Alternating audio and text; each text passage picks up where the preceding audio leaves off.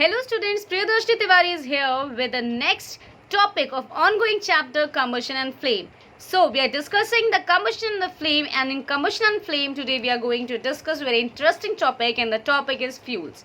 तो आज हम पढ़ेंगे फ्यूल्स के बारे में। तो फ्यूल्स के बारे में हम लोग जान लेते हैं कि आखिर क्या फ्यूल्स होते क्या हैं। तो हमने कम्बस्टेबल सब्सटेंस के बारे में पढ़ा। अगर आपने कम्बस्टेबल सब्सटेंस के बारे में आपको नॉलेज नहीं है, आपको नहीं पता है, तो आप पहले वीडियो को देख लीजिए ताकि आपको इसके बारे में समझ में आ जाए। A combustible substance which on burning produces large amount of heat and light, यानी जब हम कम्बस्टेबल सब्सटेंस को जलाते हैं और जलाने पर उसमें से लार्ज अमाउंट ऑफ हीट और लाइट निकलती है तो उसे हम बोलते हैं फ्यूल। हम फ्यूल कब बोलेंगे किसी भी सब्सटेंस को? जब कोई कम्बस्टेबल सब्सटेंस बर्न होता है और बर्न होने के समय क्या करता है, हीट और लाइट को निकालता है, तो उससे हम लोग क्या बोलते हैं, फ्यूल। बहुत सारे फ्यूल होंगे, आपने एलपीजी देखा होगा, पेट्रोल देखा होगा, वुड देखा होगा, कोल देखा होगा। तो जब भी हम कभी वुड को बर्न करते हैं तो क्या होता है, वो ह्यूज अमाउंट ऑफ हीट और लाइट निकालता है। इसका एग्जांपल होता है, आप देखते हो ठंडियों में, सर्दियों में सड़क के किनारे लोग बैठे रहते हैं और आग लगाए रहते हैं, है ना, आग जलाए रहते हैं ताकि उसमें से हीट निकले और उनकी बॉडी की हीट को वो क्या कर सके, इक्विलिब्रिएट कर दे सके। ठीक है, तो इसीलिए फ्यूल्स क्या होते हैं, फ्यूल्स जो कम्बस्टेबल सब्सटेंस होते हैं बर्न करने पर लार्ज अमाउंट ऑफ हीट और लाइट प्रोड्यूस करते हैं, उन्हें हम लोग फ्यूल कहते हैं। Now we are going to discuss interesting topic that is types of fuel. Types of fuels में हम लोग तीन तरह के फ्यूल्स के बारे में पढ़ेंगे। The fuel may be solid, liquid और gas on the basis of the physical state. Physical state हम जानते हैं तीन तरह की होती है, उसी बेसिस पे फ्यूल्स को कैटेगराइज किया गया है, सॉलिड फ्यूल्स, लिक्विड फ्यूल्स और गैसियस फ्यूल्स। सॉलिड फ्यूल्स क्या होते हैं? The fuels which occurs in solid form, ऐसा फ्यूल जो कि आपका सॉलिड फॉर्म में होता है, जो कि सॉलिड होता है रूम टेम्परेचर पे, ऐसे हम लोग फ्यूल्स को हम लोग सॉलिड फ्यूल्स कहते हैं। जैसे कि कोल, वुड, चारकोल्स और Coke, animal dung, cow dung cake, all these are the examples of solid fuel. All the combustible substances which are found in solid states are called as solid fuel. Now we are going to state the definition of liquid fuels. Liquid fuels क्या होते हैं? Combustible substance which exist in liquid state, या हम कह सकते हैं the fuels which occur in liquid state. In simple language, fuel जो कि solid state में हो solid fuel, fuel जो liquid state में हो वो liquid fuel। ठीक, लिक्विड फ्यूल्स में आप जानते हो kerosene, alcohol, petrol, all these are examples of liquid fuel. ठीक, जो कि बर्न करने पर ह्यूज अमाउंट ऑफ हीट और लाइट को प्रोड्यूस करते हैं। गैसियस फ्यूल्स क्या होते हैं? All the combustible substance that occurs in gaseous state, यहाँ पर बेटा गलत लिखा हुआ है, gaseous state. The fuels which occur in gaseous form at the room temperature are called as gaseous fuels. Example जैसे आपका एलपीजी होता है, वाटर गैस, ठीक, सीएनजी, एलपीजी और सीएनजी। कई बार क्वेश्चन पूछा जाता है कि what is the full form of LPG and CNG. तो एलपीजी का full form liquefied petroleum gas होता है और सीएनजी का फुल फॉर्म होता है compressed natural gas.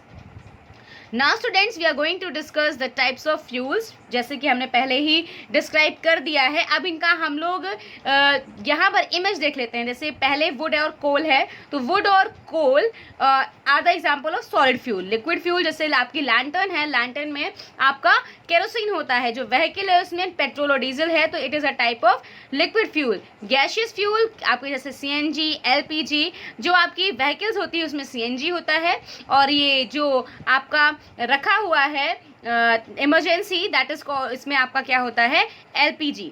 Now students we are going to discuss what is fuel efficiency. Fuel efficiency क्या होता है?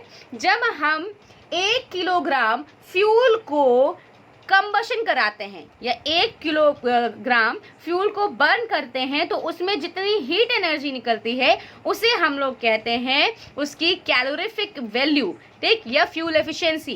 ठीक, तो what is calorific value of a fuel? Calorific fuel value क्या होती है? जब हम किसी भी कम्बस्टेबल सब्सटेंस को, कितना अमाउंट होना चाहिए, 1 kilogram.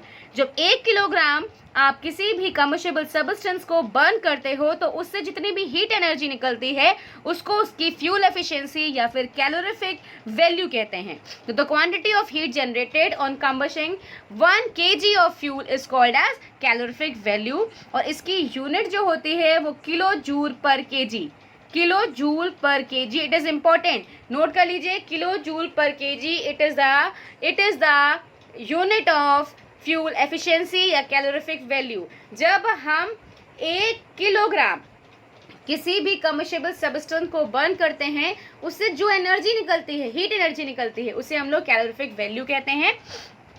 Now students, we are going to discuss the different calorific value. सबसे ज़्यादा कैलोरीफिक वैल्यू मैं बता देती हूँ आपकी हाइड्रोजन की होती है, वो होती है 1,50,000, ठीक है, 1,50,000 होती है कैलोरीफिक वैल्यू। जब आप हाइड्रोजन को जलाते हो 1 kg, तो उससे कितनी एनर्जी निकलती है? 1,50,000 kg, ठीक है, kilo joule per KG, sorry kilo joule per KG, क्योंकि kilo joule per KG is the unit of calorific value. Note, higher the calorific value of the food better is the fuel. जितनी ज़्यादा उसकी calorific value होगी, क्योंकि calorific मतलब क्या, उतनी ज़्यादा हीट एनर्जी प्रोड्यूस कर रहा है, तो जितनी ज़्यादा कैलोरीफिक वैल्यू, सबसे ज़्यादा फ्यूल अच्छा कौन सा होगा? हाइड्रोजन, क्योंकि उसकी कैलोरीफिक वैल्यू क्या है? ज़्यादा है। Different substance have different calorific value, जैसे कि हमने पिछले चार्ट में देखा, जैसे काउडंग की 6,000 to 8,000 होती है, तो डिफरेंट सब्सटेंस की अलग अलग होती है। CNG की 50,000, आपकी LPG की 55,000, तो these are the some calorific value, इनको आप याद कर लीजिएगा। लेकिन सबसे ज़्यादा किसकी होती है? हाइड्रोजन की, दैट इज 1,50,000, ठीक है।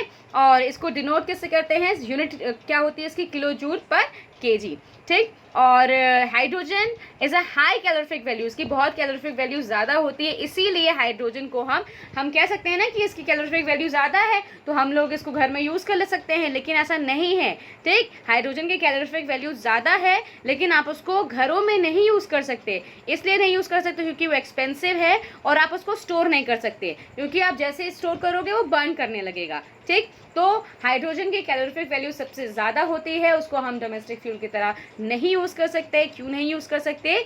क्योंकि वो बर्न करने लगता है, उसको हम लोग स्टोर नहीं कर सकते, और साथ ही साथ वो क्या है? महंगा है। Now students, we are going to discuss about the ideal fuels.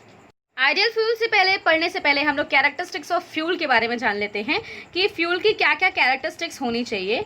तो it should be easily available, मतलब आसानी से वो उपलब्ध हो। इट शुड बी चीप, सस्ता हो, अगर ज़्यादा महंगा होगा तो हम उसको फ्यूल की तरह नहीं यूज़ कर सकते। It should generate large amount of heat भी वो ज़्यादा दे, और it should not leave any unwanted matter after combustion, यानी कोई रेसिड्यू उसको नहीं छोड़ना चाहिए। तो these are the some characteristics of fuel. ये फ्यूल के कुछ कैरेक्टरिस्टिक्स हैं। तो अब हम बात करते हैं what is a ideal fuel. Ideal fuel क्या होता है? तो आइडियल फ्यूल क्या होता है बेटा, कि the fuel which satisfies all the characteristics of good fuel, यानी जो हमने गुड फ्यूल की कैरेक्टरिस्टिक्स बताई कि वो सस्ता होना चाहिए, ईजिली अवेलेबल होना चाहिए, कुछ पॉल्यूटेंट्स नहीं प्रोड्यूस होना चाहिए, बर्न रेट उसका स्लो होना चाहिए, और कम्बशेबल जो हो, कम्बशन हो, कंट्रोल मैनर में हो। अगर जैसे हाइड्रोजन का केस था, उसमें अनकंट्रोल मैनर में आपका कम्बशन होता था, तो वो ब्लास्टिंग कॉज कर सकता है, तो हम लोग उसको नहीं यूज़ कर सकते। तो फ्यूल कैसा होना चाहिए? एक आइडियल फ्यूल जो कि सेटिस्फाई करे all the characteristics of good fuel is termed as ideal fuel, and probably अगर हम सच में देखें तो कोई ऐसा आइडियल फ्यूल अभी तक नहीं बना है। No such ideal fuel is form yet, कोई भी अभी तक आइडियल फ्यूल नहीं बना है जो कि सारी कैरेक्टरिस्टिक्स को फॉलो करा पाए। नाउ स्टूडेंट्स, आपको समय आ गया है होमवर्क का। तो होमवर्क क्या है? आपको आंसर देना है कि is there any ideal fuel, या क्या अभी तक कोई आइडियल फ्यूल बना है। अगर बना है, अगर गूगल में अपडेट हो चुका है, तो प्लीज़ कमेंट बॉक्स में कमेंट करके बताइएगा स्टूडेंट्स। और अगर आपको मेरा वीडियो अच्छा लगा है तो प्लीज़ मेरे वीडियो को लाइक करिए, चैनल को सब्सक्राइब करिए, और अपने फ्रेंड्स को शेयर करते रहिए। Thank you and have a great